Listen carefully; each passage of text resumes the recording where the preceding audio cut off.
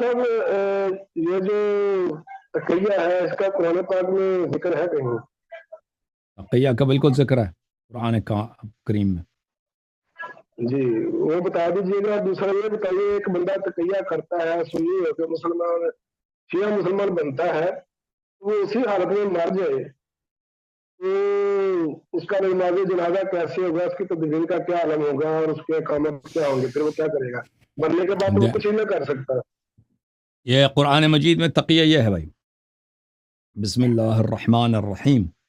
لا يتخذ المؤمنون الكافرين أولياء من دون المؤمنين ومن يفعل ذلك فليس من الله في شيء إلا أن تتقوا منهم تقاه ويحذركم الله نفسه وإلى الله المصير. یہ آیہ جو ہے نا میں نے جو پڑھی ہے سورہ آل عمران میں آیہ نمبر 28 ہے, اس کا ترجمہ یہ ہے. مثلا میں آپ کو دکھاؤں طاہر قادری صاحب کا ترجمہ کیا ہے. مسلمانوں کو چاہیے کہ اہل ایمان کو چھوڑ کر کافروں کو دوست نہ بنائیں, اور جو کوئی ایسا کرے گا اس کے لیے اللہ کی دوستی سے کچھ نہیں ہوگا سوائے اس کے کہ تم ان کے شر سے بچنا چاہو.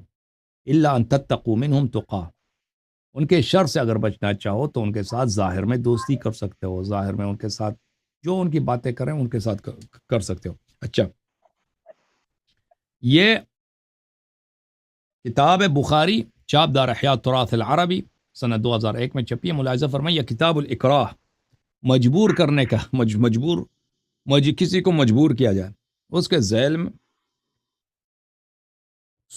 سورہ نحل کی آیہ نمبر 106 الا من اکرہ وقلبہ مطمئن بالایمان ولكن من شرح بالکفر صدرا فعلیہم غضب من اللہ ولہم عذاب علیم. یہ آیت نقل کرتا ہے. پھر بخاری یہ لکھتا ہے وقال الا ان تتقوا منهم تقاتا قال وهي تقیہ. بخاری نے خود کہہ دیا. سورہ آل عمران کی آیت نمبر جو 28 ہے الا ان تتقوا منهم تقاتا, اس کا مطلب ہے تقیہ. قال الحسن التقیۃ الى یوم القیامہ. حسن بصری نے کہا تقیہ روز قیامت تک جاری ہے.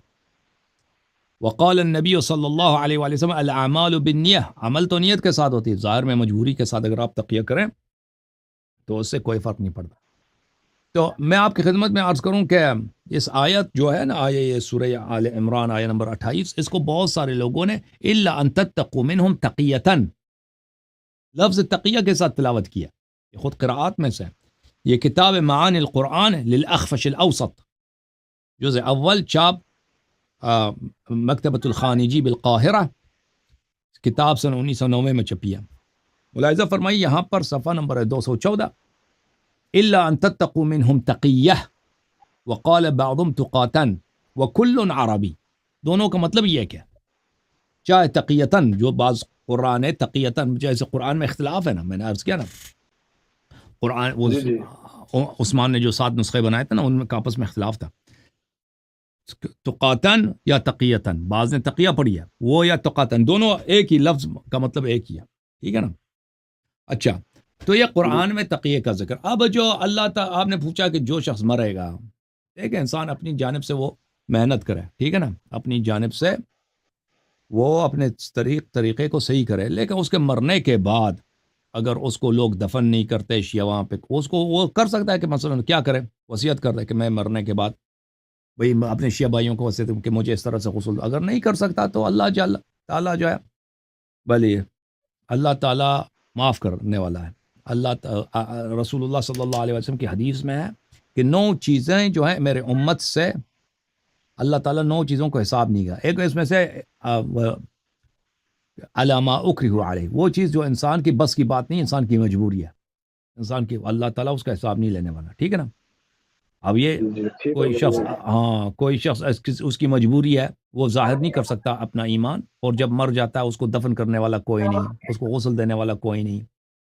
اگر اس کی مجبوری ہے, اس کی اپنی کوئی اس میں خطا نہیں ہے, تو اللہ تعالیٰ نے اس کو معاف کیا ہے. ٹھیک ہے نا بھائی.